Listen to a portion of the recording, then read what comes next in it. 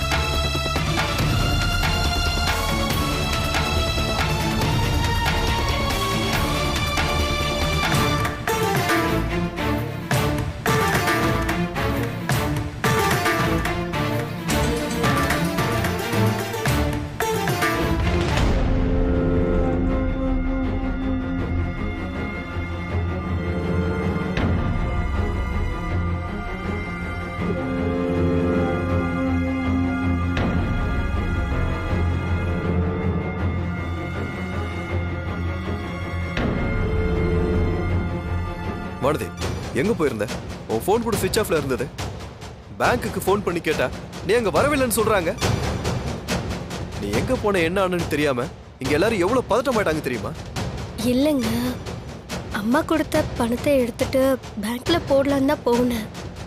ஆனா என்னால அங்க போக முடியாத மாதிரி ஒரு சூழ்நிலை ஆயிடுச்சு. ஏமா, அப்ப நீ பணத்தை பேங்க்ல டெபாசிட் பண்ணலையா? இல்லப்பா.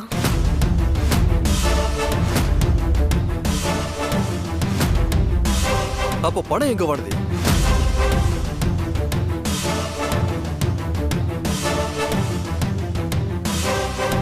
வானதி, நான் உன்கிட்ட தான் கேக்குறேன். சம்பந்தியம்மா, வானதி அமைதியா இருக்கிறத பார்த்தாலே தெரியல. பணத்தை எங்கேயோ தொலைச்சிட்டு வந்திருக்கா போல இருக்குங்க. அதான் பாவம் எதுவுமே சொல்லாம இருக்கா.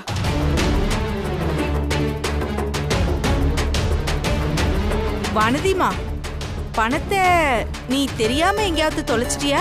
இல்ல யாராவது உன் கையில இருந்து எடுத்துட்டு ஓடி போயிட்டாங்களா? நீ இப்படி சோர்ந்து போய் நிக்கிறத பார்த்தா யாரோ உன் கையில இருந்து பணத்தை திருடிட்டு ஓடி போன மாதிரியும் நீ அவங்கள துரத்திட்டு ஓடி போன மாதிரியும் தான் இருக்கு.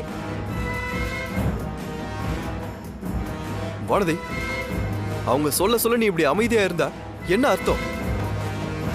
அப்ப நிஜமாவே பணம் காணாம போச்சா, இல்ல நீ தொலைச்சிட்டியா? கார்த்திக், போன இடத்துல என்ன ஆச்சோ ஏதாச்சோன்னு நமக்கு தெரியாது.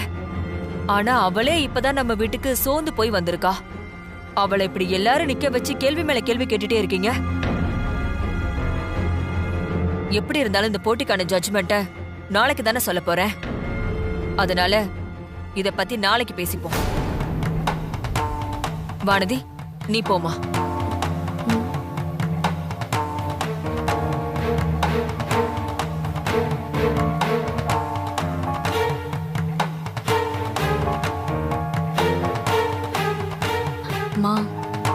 இவ இவ்ளோ அமைதியா போறத பார்த்தா நீ சொன்ன மாதிரியே பணம் நிஜமா தொலைஞ்சு போச்சுன்னு தான் நினைக்கிறேம்மா. நீங்க அவளை... கார்த்திக், நான் தான் சொல்லிட்டேன்ல, ஃப்ரீயா விடு. எதுவா இருந்தாலும் நாளைக்கு பேசிக்கலாம்.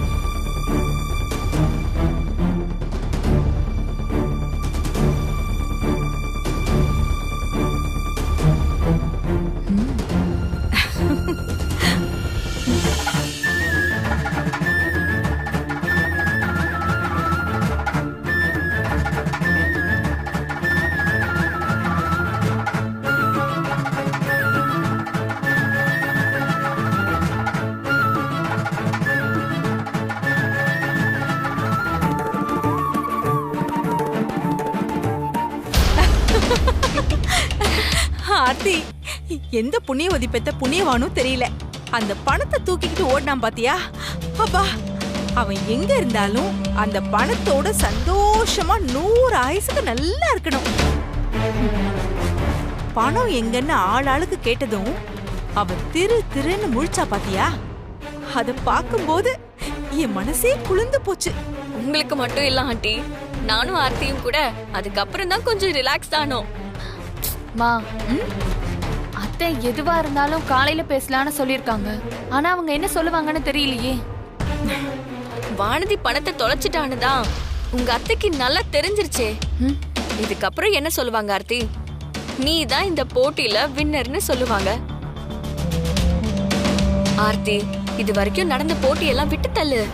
இப்போ கடைசியா நடந்திருக்க போட்டி தான் ரொம்ப முக்கியமான போட்டி. கையில கொடுத்த 1 லாக்கையும் ஒழுங்கா பாத்துக்க முடியாதவ எப்படி கோடிக்கணக்குல இருக்கிற சொத்தை கரெக்டா பாத்துப்பான்னு உங்க அத்தை திங்க் பண்ணுவாங்கல்ல. அவங்க கொடுத்த அமௌண்ட்ட ரொம்ப ஸ்மார்ட்டா யூஸ்ஃபுல்லா நீ தான் ஆர்த்தி செலவு பண்ணிருக்க. அதனால கண்டிப்பா உங்க அத்தைக்கு உன் மேல ஒரு புது கான்ஃபிடென்ட் வந்திருக்கும். நாளைக்கு ஷார்ப்பா இந்த டைம்க்குள்ள இந்த வீட்டோட சாவி கொத்து உன் கையில இருக்கும் பாரு. ஆமாண்டி, எனக்கும் அந்த நம்பிக்கை நிறைய இருக்கு. இங்க பாரு ஆர்த்திமா, இது வரைக்கும் நடந்த போட்டியில அவ ஜெயிச்சால, அதெல்லாம் சும்மா இந்த கோலம் போடுறது, இந்த சோறாக்குறது, இதெல்லாம் குடும்பம் சம்பந்தப்பட்டது. ஆனா கடைசியா நடந்த இந்த போட்டி இருக்குல்ல, இந்த குடும்பத்தையே கட்டி காப்பாத்தி எப்படி நிர்வாகம் பண்றது அப்படிங்கறதுக்கான போட்டி. அதுல நீ தாண்டி புத்திசாலித்தனமா பண்ணிருக்க. அதுவும் இல்லாம ஒரு 1 லட்சம் ரூபாவையே அவளால ஒழுங்கா வச்சு காப்பாத்த முடியல. அவளை நம்பி யாராவது அவகிட்ட இப்படி கோடிக்கணக்கான சொத்தை ஒப்படைப்பாங்களா? இவ சொன்ன மாதிரி நாளைக்கு காலையில சம்மந்தியம்மா சாவி கொத்தை எடுத்து உன் கையில கொடுக்க போறாங்க. மா, ஆனா நீ சொன்னது அப்படியே நடந்துரும்ல? நடக்கும் ஆர்த்தி. அதனால தான் நானும் ஆண்டியும் இவ்ளோ கான்ஃபிடென்ட்டா சொல்றோம். இங்க பாரு ஆர்த்தி, நீ இந்த போட்டில வின் பண்றதுக்காக நான் நிறைய ஹெல்ப் பண்ணிருக்கேன். அதனால நீ எனக்கு கண்டிப்பா ட்ரீட் வச்சே ஆகணும். அதுல என்ன இருக்கு அபி? உனக்கு என்ன வேணும்னு சொல்லு, அதை கண்டிப்பா செஞ்சிடலாம். எனக்கு வேற எதுவும் வேண்டாம்ப்பா. நீ ஜெயிச்சதை செலிப்ரேட் பண்ற மாதிரி ஒரு பப்புக்கு என்ன கூட்டிட்டு போ. பப்புக்கா? ஆனா நான் அங்கெல்லாம் போய் பழக்கமே கிடையாது. இனி பழகிக்கோ ஆர்த்தி. எப்படியும் சாவி கொத்து உன் கைக்கு வந்துருச்சுன்னா நீயும் ஒரு பெரிய மனுஷி ஆயிடுவல. அப்புறம் இந்த மாதிரி இடத்துக்கெல்லாம் கேஷுவலா போயிட்டு வர்றது தப்பில்ல ஆர்த்தி. ஏய் இருங்க இருங்க ஆர்த்தி, என்னடி இவ பப்பு பப்புங்கறா? பப்புனா என்ன? இந்த குழந்தைங்களுக்கெல்லாம் ஊட்டி விடுவாங்களே பப்பு பூவான்னு சொல்லி, அதுவா? ஐயோ அம்மா, அதெல்லாம் இல்ல ஆண்டி. ஒரு பெரிய இடத்துல போயிட்டு எல்லாரும் டான்ஸ் ஆடி செலிப்ரேட் பண்றதுதான் பப்பு. அப்படியா? டான்ஸ் எல்லாம் ஆடுவீங்களா? ஏய், நீங்க எல்லாம் டான்ஸ் ஆடுவீங்கன்னா இப்பவே ஆடு. என் ஃப்ரெண்ட் சென்ட் பண்ணிருக்கா, நீங்க பாருங்க. இந்த சாங்குக்கு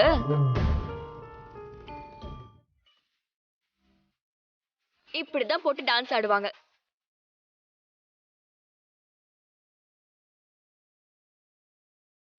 அபி, நீ ஆடு.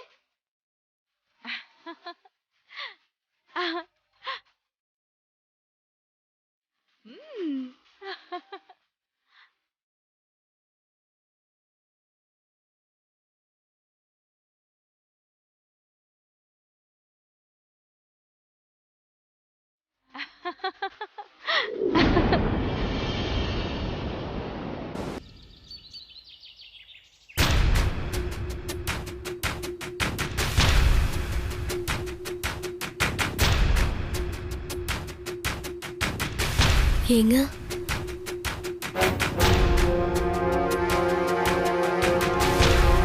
அம்மா கீழே கூப்பிடுறாங்க.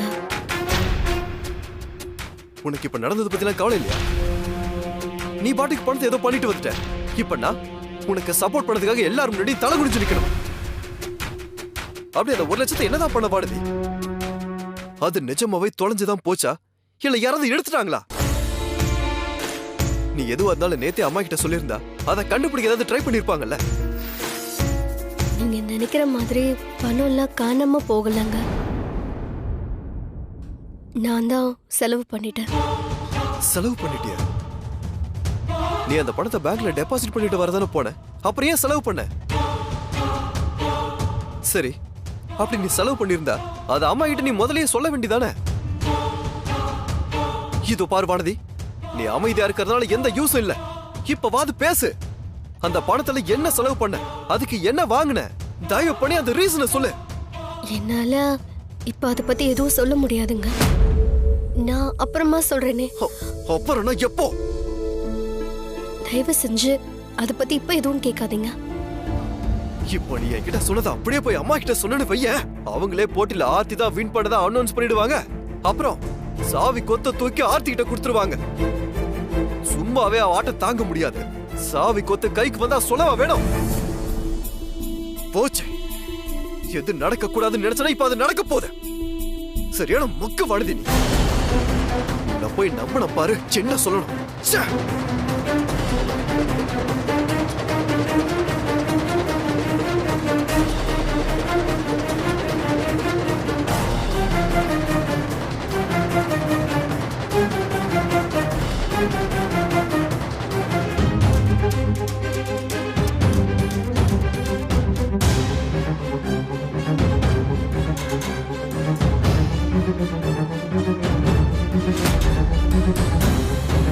இப்போ கடைசியா நடந்த போட்டியை தவிர மத்த எல்லா போட்டியிலயுமே வானதி நல்லாதான் அவளோட வேலையை செஞ்சிருந்தா.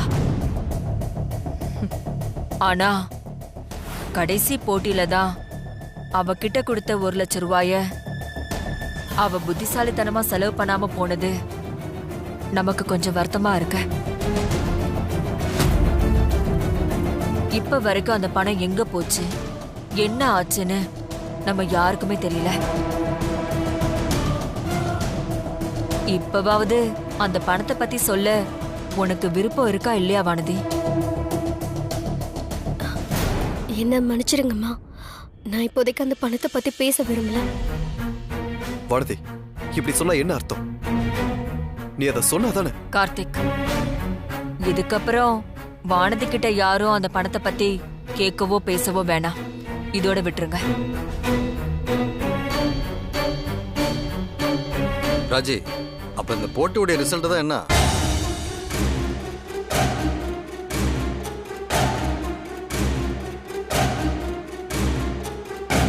இந்த குடும்பத்தோட பொறுப்பை யார்கிட்ட கொடுக்கணும்னு முடிவெடுக்கிறதுக்கு முன்னாடி நடந்த எல்லா போட்டியை பத்தியும் யோசிக்கணும். நான் வானதி கிட்ட கொடுத்த பணத்தை அவ என்னமோ பண்ணிருக்கட்டும். ஆனா நான் சொன்ன மாதிரி யூஸ்ஃபுல்லான செலவா இல்லாம போனதுனாலதான் வானதி அதை சொல்ல தயங்குறாளோ என்னவோ. என்னை பொறுத்த வரைக்கும் அது தப்புதான். இது வரைக்கும் நடந்த எல்லா போட்டியிலையுமே வானதியும் சரி ஆர்த்தியும் சரி அவங்களோட 100% பெஸ்ட கொடுத்திருக்காங்க. ஆனா இந்த கடைசி போட்டியில வானதியால எதுவுமே பண்ண முடியாம போச்சு. சம்பந்தியம்மா, நீங்க சொல்றது சரிதாங்க. இதுவரைக்கும் நீங்க வச்ச போட்டி எல்லாம் வீட்டை யாரு நல்லா பாதுகாப்பா பாத்துக்கிறாங்க அப்படிங்கிற போட்டி. ஆனா கடைசியா நீங்க வச்ச போட்டி தானங்க வீட்டை யாரு நிர்வாகம் பண்றாங்கிறதுக்கான போட்டி. அதுல வானதி என்ன பண்ணாங்கிறதா நம்ம எல்லாருக்கும் தெரியும்ல. 1 லட்சம் ரூபாய் கூட சரியா பாத்துக்க முடியாத அவளை நம்பி எப்படிங்க இவ்ளோ பெரிய குடும்ப நிர்வாகத்தை அவகிட்ட ஒப்படைக்க முடியும்? அது நான் சொல்றேனேன்னு யாரும் என்ன தப்பா நினைக்க கூடாது. படிப்புலயும் சரி திறமையிலயும் சரி வானதியை விட ஆர்த்தி ஒரு படி மேலதான் சம்பந்தி. நீங்களே சொல்லுங்களேன், நீங்க கொடுத்த 1 லட்சம் ரூபாவை நீங்க சொன்ன மாதிரியே இந்த குடும்பத்தோட எதிர்காலத்துக்கு பயன்படுற மாதிரி தங்கத்துல முதலீடு பண்ணது ஆர்த்தி தானங்க. அப்போ இந்த குடும்ப நிர்வாகத்தையும் அவகிட்ட கொடுக்கறது தானங்க சரியா இருக்கும்.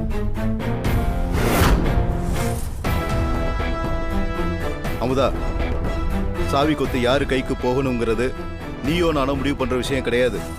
அது சம்பந்தி அம்மா முடிவு பண்றது. நீ கொஞ்சம் அமைதியா இருக்கியா? அண்ணே, சம்பந்தி சரியாதான் சொல்றாங்க.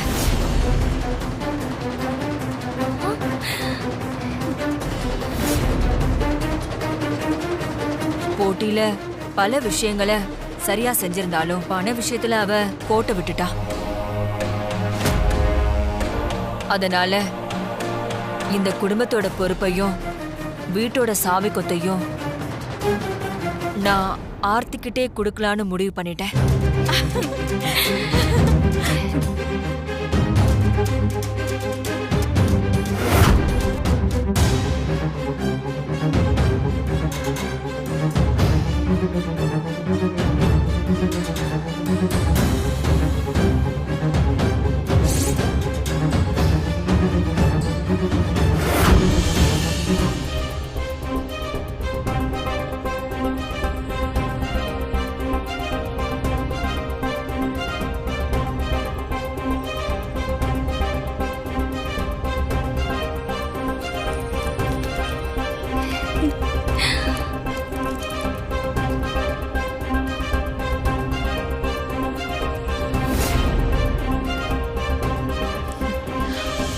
இந்த ஆர்த்தி.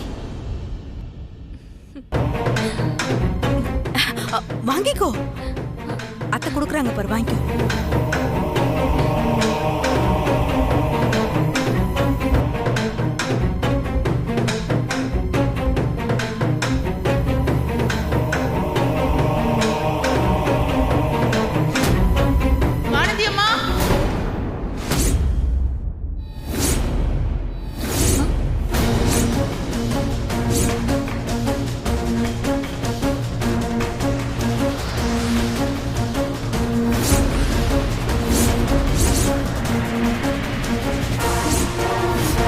உள்ள வாங்க.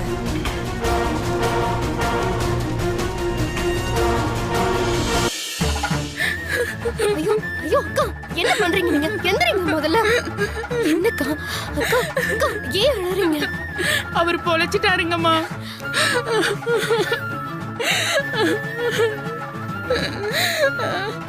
என் புருஷ உயிருக்கு எந்த ஆபத்தும் இல்லைன்னு டாக்டர் சொல்லிட்டாங்கம்மா. ரொம்ப நன்றிம்மா. ஐயோ, அக்கா எதுக்குக்கா நன்றி? வானதி, யார் இவங்க? எனக்கு தெரிஞ்சவங்க தான். தெரிஞ்சவங்க? அது வந்துங்க. அது நான் சொல்றேங்கய்யா. நான் இங்க பக்கத்துல இருக்கிற கோவில் வாசல்ல பூக்கடை வச்சிருக்கேங்கய்யா. என் புருஷன் நேத்து காலையில சைக்கிள்ல போயிட்டு இருக்கும் போது ஒரு காரை இடிச்சிட்டு போயிட்டாங்கய்யா. தலையில அடிபட்டு ஏகப்பட்ட ரத்தம் வந்துச்சுங்கய்யா. எனக்கு என்ன பண்றதுன்னு ஒண்ணுமே புரியல. அப்போ தெய்வ மாதிரி வானதி அம்மா தான் வந்து ரத்த வழியே என் புருஷனை அவங்க வந்த கார்லயே ஏத்திட்டு ஹாஸ்பிட்டல்ல சேர்த்துட்டாங்கய்யா. அந்த ஹாஸ்பிட்டல்ல என் புருஷனுக்கு உடனே ஆபரேஷன் பண்ணி ஆகணும். அதுக்கு 1 லட்ச ரூபாய் செலவாகும்னு சொல்லிட்டாங்கய்யா. வெறும் 100-200ன்னு வியாபாரம் பாக்குற நான் போய் எப்படியா திடீர்னு அவ்வளோ பணத்தை ஏற்பாடு பண்ணுவேன்? எங்க போறது, யார்கிட்ட கேக்குறதுன்னு தெரியாம முழிச்சுக்கிட்டே நின்னுகிட்டு இருந்தேன். அப்பவும் வானதி அம்மாவே வந்து ஆபரேஷனுக்கு தேவையான 1 லட்ச ரூபாயும் ஹாஸ்பிட்டல்ல கட்டினாங்கய்யா.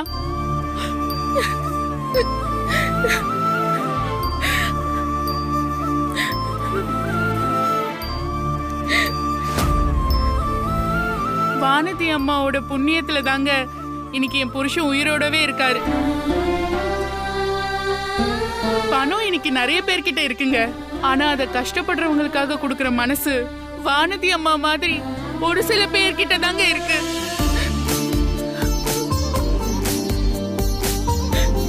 என்னால அந்த பணத்தை சீக்கிரம் கொடுக்க முடியாதுன்னு தெரிஞ்சும் வானதி அம்மா அவ்வளோ பெரிய உதவி எனக்கு செஞ்சாங்க.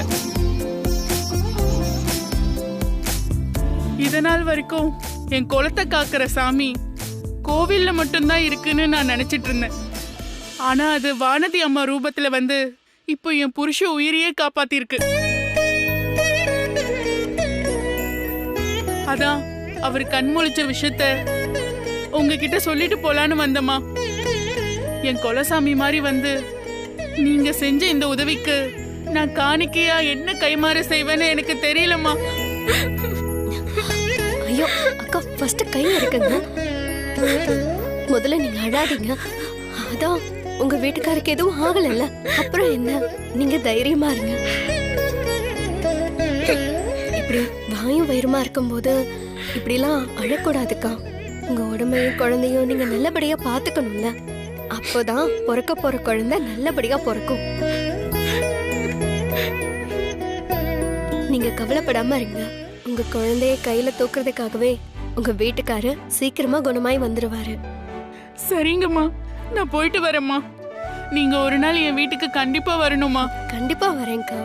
சரிங்கம்மா, நான் போயிட்டு வரேம்மா. அம்மா வரேம்மா. வரேங்கய்யா.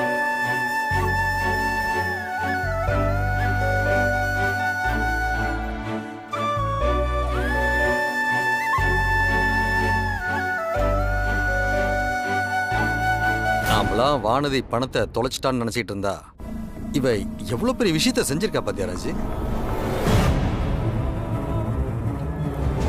இது மட்டும் தெரியாம இருந்திருந்தா கொஞ்ச நேரத்துல நான் எவ்வளவு பெரிய தப்பு பண்ண பார்த்திருப்பேன்.